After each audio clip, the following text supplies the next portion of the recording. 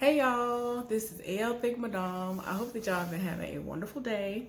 So this is the review for the second episode of Lonestar, 911 Lonestar.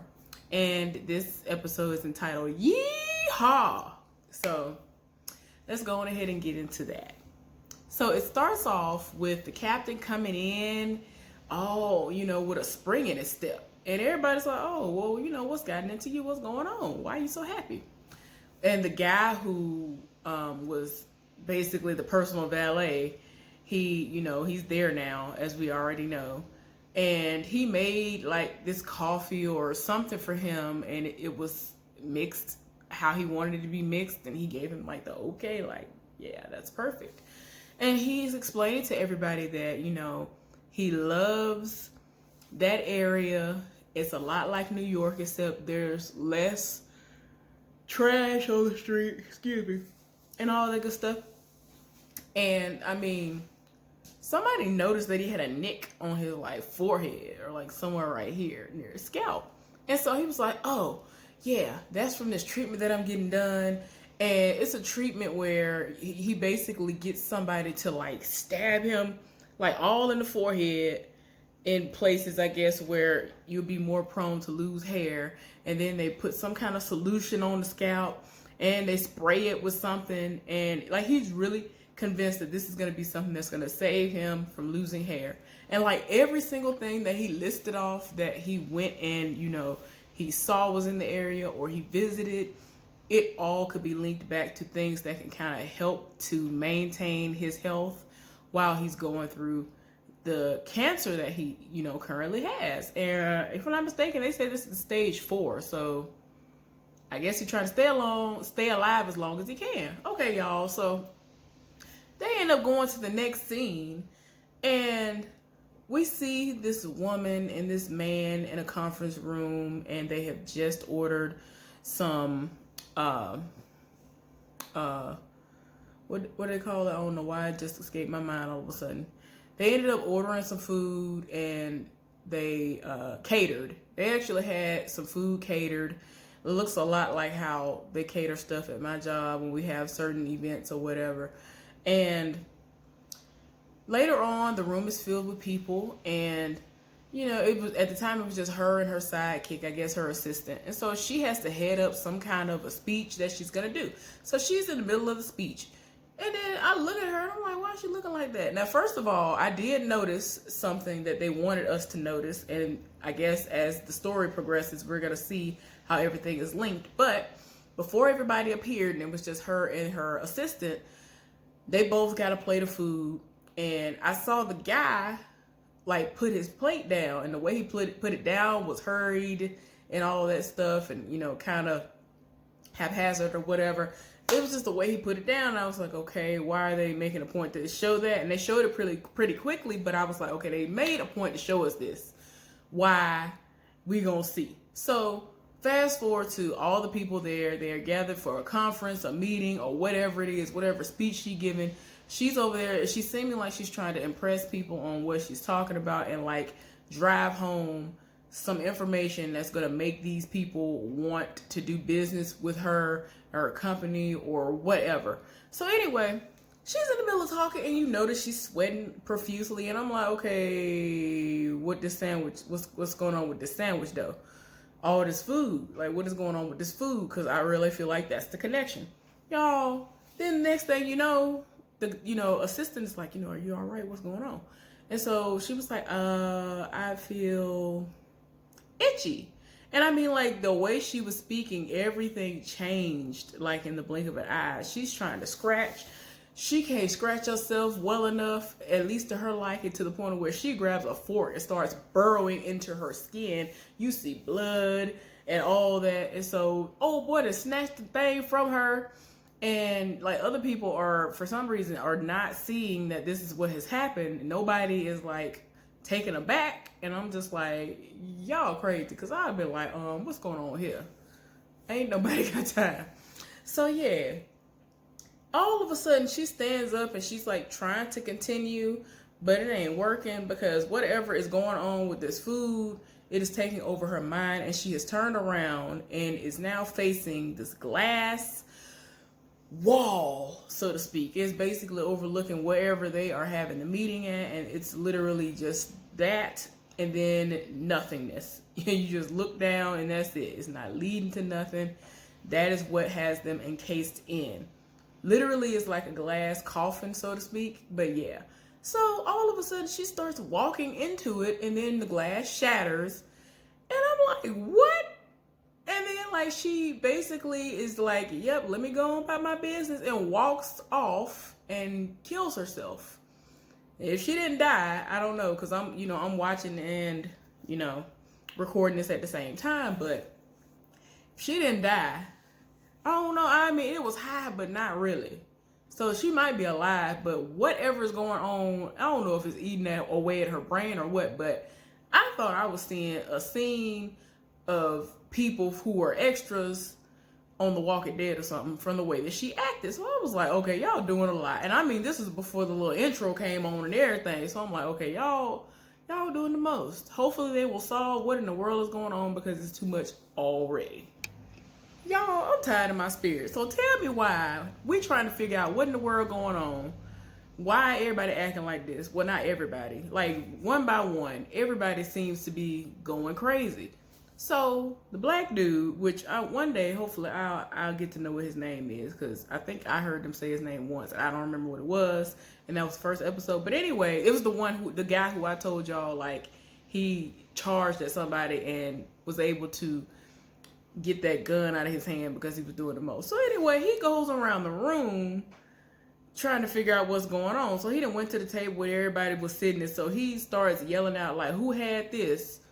He asked somebody, who had the quinoa? Some woman raised her hand. They asked some man, what did you have to drink? And he was like, well, I'm detoxing. And then he ended up looking at this other man and, like, shining a light in his eye. He was like, what did you have for lunch? He was like, I skipped it. I had breakfast. So automatically he basically, everybody knows him as doing the thing, and that's what he was doing. Like, he's able to kind of be like, all right, now something ain't right, I'm about to figure it out, I already know what it is. And so he starts walking around, and that's how he do stuff. So kind of like Sherlock Holmes. I'm here for it, I live for it. So anyway, he learns that, like I said to y'all, that was why they zoomed in on the sandwiches and or whatever, the food, and he was trying to figure out what's going on. So he was like, I figured out who did this. So they end up actually calling the company that delivered the food and made it seem like they were wanting some food to be ordered in. And he was supposed to, I'm looking for whatever. And the fire department were the ones who came out there, and they the ones who ordered it. It was like, yeah, I heard y'all had the best cookies in town. And so he was like, yeah, sure do. And, he, acting real nonchalant. Y'all, tell me why this food was over here lacing stuff with mercury, giving people the symptoms of Mad Hatter's disease, where these people go crazy and all this other stuff that did the most.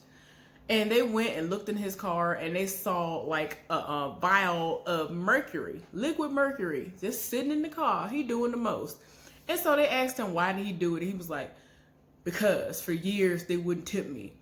And, they'll remember me now. And I'm like, somebody got killed and you finna go to jail. At least one person died. At least 3 people walked off of the building and, unaware that's what they were doing, but the mercury made them do it. The first person, that heifer died. I was like, okay, this is too much. Then all of a sudden we saw one random man, he turned. One of them, he started stabbing himself with a knife. I think a couple people actually stabbed themselves with a knife, but they actually showed us this one guy stabbing himself over and over again, and he was trying to stop himself, but he was like, make it stop. And I'm just like, that is literally why I said what I said. This looked like The Walking Dead. And I was tired of my spirit. So we figured out who it was, and that was crazy. And I'm like, okay, so how is the rest of this episode gonna go? Because I don't even think it's 10 minutes in. Y'all, so the captain is set up here. He's going to some kind of therapy that is going to like isolate the cancer. And so he is mainly concerned with, am I going to lose my hair? So at first she was like, yeah, you're not going to lose your hair. You know, the way that we're going to treat it, you won't, that's one of the upsides to this. You won't lose your hair. But then he was like, oh, good thing, because I'm seeing this doctor. He said who the doctor was and all that. And she was like, oh, no, you're going to have to stop seeing her right away because that directly interferes with what we do here. And so he was like, I've been doing this for 10 years. So apparently he had a whole person in New York that was doing the same thing. And it focuses on the hairline. So he was just like, no. That is my pride. That is, you know, one thing that really makes me feel good about myself. I've been able to keep my hair and my hairline looks good. And I wanted to stay that way until, you know, forever, basically. And so she was like, well, you know, it just is what it is when it comes to that. So the husband, who was the lone survivor from that explosion, he is in therapy. His wife is there as support. And, you know, he's gone to a session and he's talking to the doctor and he's trying to get him to close his eyes so that he can do an exercise. And as soon as he, you know, is about to do it, he's like, you know, well, what am I supposed to be thinking about? And he told him to basically go back to that night when that explosion happened. So immediately his leg and foot start shaking. And his wife was like, basically like, you know, with all due respect, you know, don't you think it's a little bit unreasonable for you to ask him to do that? Just jump straight into that. And that'd be like the first thing he does.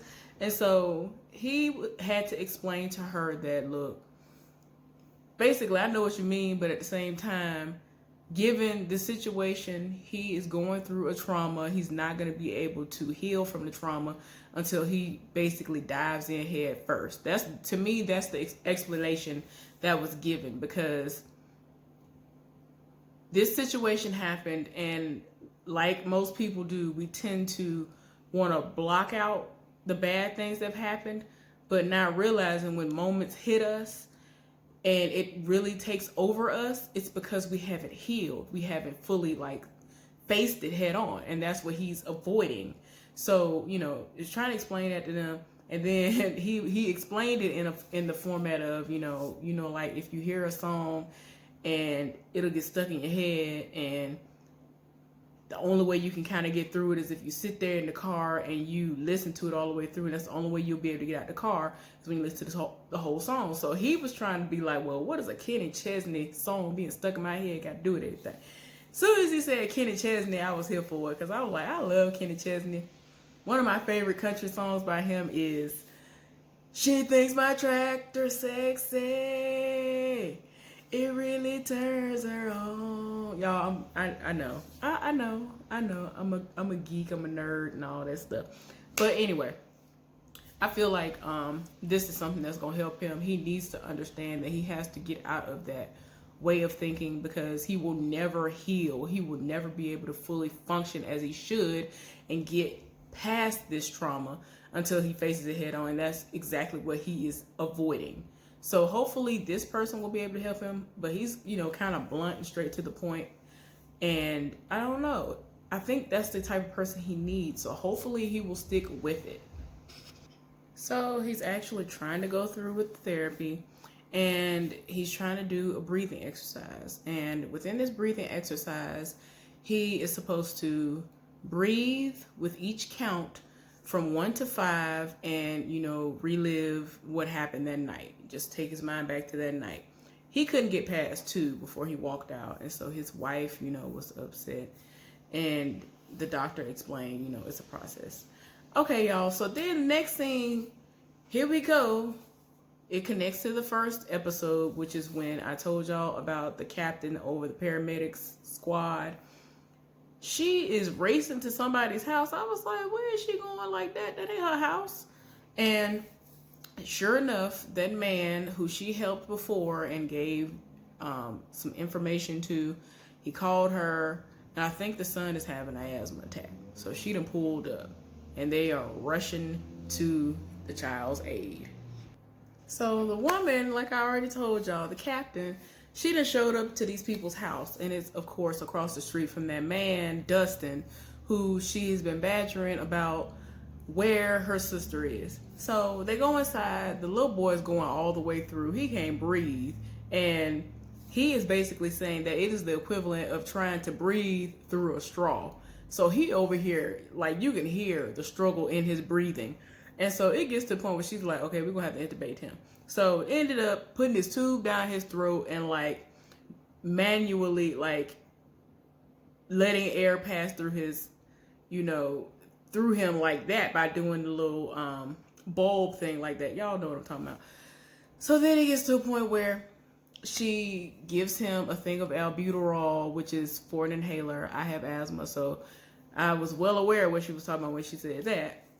And he has allergies, and like he just so happens to be one of those children that every little thing like triggers him. So she was telling him like, look, this albuterol pump should be able to last like 6 months, and he gonna have to get this other stuff. And she about to be on her way. Then all of a sudden she looks into this man's face and she was like, is there something you're not telling me or something you need to tell me? And that's when he volunteers information that he should have said a long time ago. After all this time, 3 years has passed and he ain't said nothing, which is old boy across the street was arguing with her sister, and she ended up leaving in a blue pickup truck. Now, this is a description that has been given before, but that's all she knew. You know what I'm saying? From some picture, I think, that she saw in the first episode. So he was like, I'm sorry I didn't say anything before, whatever. And so she was like, no, it's okay. You're the first person to actually talk to me in the 3 years that she's been missing to give me any information. So then she goes to work the next day and expresses this to one of the people that she works with. And so he kind of standoffish about it because he doesn't want her to get her hopes up, thinking that, it's a real lead and it could lead down a terrible road of heartbreak or whatever for her. So, I understand both sides of it, y'all. So then Jet, is his name Judd? I think his name is Judd. Judd is the husband's name. So he's back at work, pissed off because he's gone to a session, and the captain is like, yeah, I need to see documentation that you've been going to the sessions. And so he was like, can't the look on my face show you and prove to you that I've been? Can't the angry look on my face? And he was like, nah, but I got some paperwork that the doctor signed or whatever. So he then asks him, like, as far as seeing somebody goes, that you see somebody about your hair and that other thing. And he looking all around trying to make sure ain't nobody listening on his conversation with the captain. And so nobody's around. And so he was like, yes, I have seen somebody, but it seems like something is going to interfere with it. He talking about the hair. Y'all, I forgot that along with this treatment, he has to take pills and like put this, like he do the most. And I think this is daily where he takes the pills and all this other stuff. So he was like, that might actually mess my hair up. So he was like, oh yeah, hair. And of course he still hasn't told his son. So whatever. Y'all, tell me why they get a 911 call. Some woman talking about, oh, it's a fire over here. Please hurry up and come over here. Whatever. They done came to the house. And I'm looking like, I don't see no fire. I don't see nobody outside. All the neighbors seem fine. Like, if it was a fire in that neighborhood and all them trees that I saw around, everybody would have been out their house. And I understand it's the middle of the day, but I think it's one of those neighborhoods where there are older people all around. So somebody would have been at some house outside of this woman, too. So she come outside. She was like, oh, thank God y'all are here. Hi, how you doing? I mean, she greeting people like this is some kind of a function. And I'm like, ma'am, what a fire at though? What is going on? So then, like, everybody looking confused, like, okay, this is dumb. What's going on here? So then they were like, we were called because they said there was a fire. She was like, oh yeah, it's back here. So she ends up going to the backyard. And she basically has reported something that I've heard of before, and I don't know if I ever would want to try it. And it's her neighbor. Her neighbor is actually cooking steaks underground. This is something that I have heard of before. I forgot what it's called. They did mention it in the show, but yeah. And so Judd was like, oh no, and explained what the situation was. He kicked the stuff out of the way, and the captain looking like, that's a thing? And he was like, yeah, it's a thing. And then like the neighbor comes from wherever he was at, He over here got a drink in his hand, and I think he's cooking steaks for a game because he has on a Dallas Cowboys t-shirt. And he going back and forth with this woman. Then the woman is then told, like, yeah, so you're gonna get arrested because you're over here wasting our time, and that's a crime. And so then she basically fakes a heart attack, and upon entry, she already, she skipped over an old girl who's a Muslim, first of all. So we already know what time it is. So then, she's trying to fake like she having a heart attack because she finna go to jail. So then the captain played along. He was like, oh, okay, so she, looks like, the son was like, oh, looks like she's having a heart attack, Dad. And so he was like, yeah, I can see that. So then he ended up telling the old girl that's the Muslim to go over there and administer stuff to her. And so she was like, oh, no, not her. Anybody but her. So then the son was like, well, I could help you, but, I have to let you know I'm a homosexual. So she was over here like looking and was like, well, what about you? Asking his daddy if he could do it. And so he was like, oh, no, I'm not certified. And I'm like, sir, she got to be dumb to think that the captain wouldn't be certified in none of this stuff. Like, come on now. Anyway, so end up going around the room, going around the circle. Everybody, Judd was like, nah, because he was just like, I'm not doing it. Then he was like, well, he can do it. And so she was like, see, I'm not racist, and told the black man that he could do it. And so he got down there like he was going to help her. And he was like, well, I can't help you, but, I have to let you know I'm trans. So she was done at that point. She was like, go ahead and arrest me. It's like, no. Oh my gosh. I was like, what is going on here? So anyway, it was the son or somebody else. I don't know. I think it was the son who said that he was homosexual. But anyway, later on, time has passed, and the son comes home with somebody, and they making out, and they doing the most. And I'm like, oh, this is what we do. Cool. So the woman captain that's over the paramedics, EMT, and all that stuff, against her better judgment, she ended up going to see somebody who's kind of considered to be like a witch of sorts. And that was what was suggested to her by the person who she confided in about the information that she learned from one of the neighbors that she'd helped. So she went to this session. The session was like $200. So she went in, she saw the setup, and she was about to leave. So right when she was about to leave, the woman came from wherever she was at in the back and was like, and called her name. I think her name is Michelle or something. Called her name, and she was just kind of making it seem like, okay, you can't just back out of it and think it's going to be that easy. So she went back there and was talking to her and expressed her feelings and, everything that has happened. And so she was like, look, you're going to have to do a little bit more. So she was like, okay, so is this the part where you charge me an extra $200 to, help me? And so she was like, no, this is the part where I tell you that you have to be honest with yourself. You have to tell me everything that I really need to know in order for the process to work. So, why you really looking for your sister? Because she actually ended up having her to light like several candles, all different colors. I think red, pink, black, green, like various colors. And when she expressed herself, she was, basically like, look, I'm looking for my sister. She has always been an overachiever. I would do one thing and she would do the same thing I was doing, but then go above and beyond and do something way more, sophisticated and, just on higher levels than me. So she was like, well, I went to EMT school and she went to school to be a doctor or whatever, something like that. And then she was like, I ran track locally and she did this nationally. Like every time you look up, her sister would go above and beyond what she was doing. So after she expressed how she felt, she was like, look, just let the skinny woman or whoever that you're referring to know that why I'm looking for my sister is being fueled by my anger. And so as soon as she expressed that, the black candle blew out. And so she looked at her like, how'd you do that? She was like, I did nothing. And Basically, when you acknowledge what's going on, especially if you're angry, the anger and all that stuff actually just does away with everything else. So you don't have to worry about all that. So she was like, look, what I'm going to do is I'm going to give you something. I'm giving you a list of things to do. She gave her a list of things to do, and she told her that she needed to take a bath with like all these oils and other random things in the bath.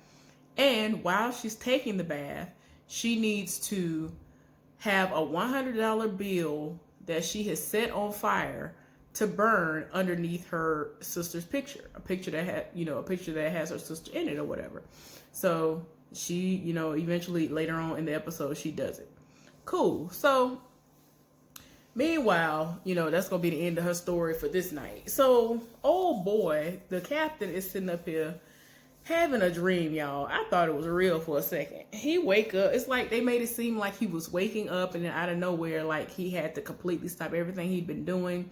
So now he wakes up not long after like his first sessions with this other person, and he's completely bald. So then he gets called out somewhere, and the house is on fire, and the woman sees his face, and he has his helmet on. And as soon as he took the helmet off, she was like, nah, that's all right. I'll stay here. I was like, bruh, what you're not going to do is sit up here and have a whole pity party about you possibly losing your hair because you are in your feelings about this, new method and how you're going to have to try to hopefully live to see another day and live longer. This woman is telling you that you will be able to live until you are old and gray versus you possibly dying very, very soon if you, adapt and adopt what they want you to do over here with this regimen. So he is set up here, and he's actually in the firehouse when he's having this dream. He didn't woke up out of sleep. His son and woke up. Everybody's trying to figure out what's going on. It's either his son or the guy who made the coffee and all that other stuff. One of them. And so he ended up telling him to go back to sleep. So he couldn't go to sleep. Then the woman, who is the captain over the paramedics, EMT, and all that stuff, she wakes up too and trying to figure out what's going on. And so this is when she ends up explaining to him what, is bothering her. And she hasn't had, great sleep in the past 3 years. And that this witch told her all this stuff that she needs to do, even though she doesn't believe in it. She's that desperate to get answers and hopefully find her sister. And that's when he actually told her a little bit about what's going on with him, but he never said I have cancer. He told her everything but I have cancer. So y'all, TK, his son, he is trying to have a rendezvous again with this guy, and the guy kind of stops him because it's like after midnight, first of all. So he looking like, okay, you called me over here after midnight, what you thought this was gonna be. And so he had a whole setup. He had wine, he had food, cooking, and all this other stuff. So then TK go out on this little tangent. He was like, okay, what is this about? And he was like, this is dinner. So he looking at him like, man, I'm not here for that. I'm not looking for anything serious, whatever. He was like, okay, what's wrong with dinner? So TK tried to go off, and old boy was like, yeah, I arranged it for after midnight because that's when both of our shifts are over. And I was like, okay, what time you get off? Because you're trying it right now. And he was looking stupid. And I'm like, yeah, like what other time is he going to be able to schedule anything? So what you talking about? And y'all, he got really triggered because he was like, it's not like I'm trying to marry you or anything. So he got mad. He about halfway got up and walked out, all this other stuff. So the guy is really trying to understand why he's acting like this. Like, why are you so triggered? And he was just not really giving him the answers he needs to give. He was like, look, get out of this relationship. And, you call me over here after a certain time. I don't want anything serious. I just want what I want. And old boy's looking at him like, but no, though. Y'all, so anyway. Judd actually is able to get the captain to go somewhere. He took him somewhere off to this land, I think that is inhabited by his relatives, one of his uncles or whatever, told him about this place, and he goes out there, rides horses and all this other stuff. So he took him out there, he has him ride a horse, and he was like, doesn't it feel great out here, whatever. Of course, all this fresh air and all that stuff is going to make you feel good. And, you know, he's just trying to get him to understand that there's a lesson in everything. And he tried to get him to put on this cowboy hat. He put the cowboy hat on him. And he was like, yeah, one of the things we did learn is that you look good in a cowboy hat. So then at the end of everything, he put the cowboy hat back on. So that was something that was symbolic too. So if worse comes to worse, he will be able to at least put a cowboy hat on. Because I was like, why you acting like you can't put a hat on? I have a beanie on or something. I mean, I know it's Texas, but I'm just saying. So one of the last things that happened that was very meaningful was Judd was at home with his wife after they both gotten off work and they were outside. And so, you know, the wife is trying to get him to just try to go as far as he can at home with that same exercise. So he goes in his mind and he's trying to, you know, relive the moments, and he's breathing and he's counting, and he's able to get through to number 5 that time. And he feels somewhat of a sigh of relief. So that stuff seems to be working. He has been able to actually get all the way through the whole incident and, you know, process it. It is, of course it hurts to relive that, but you have to go through that before you can heal. You have to really address it head on before you can heal. So I'm glad that he was able to get to that step. Anyway, I got to figure out how I can condense this kind of stuff, y'all, because it's like every single scene, it's a lot, and that I enjoy. And other little things like the Kenny Chesney stuff that I wasn't seeing, that came from out of nowhere because I live for him as a country music artist, that, you know, I was just, you know, I feel like I got to touch on it. But anyway, thank y'all so much for tuning in. I hope y'all enjoyed this. Like this if you want to. Thank you so much for your love and support. And if you want to donate for my birthday, I already told y'all my Cash App is AL Think Madame, of course, with the $sign in the front. And again, thank you for everything. I hope y'all have a good night, and I'll see y'all next time.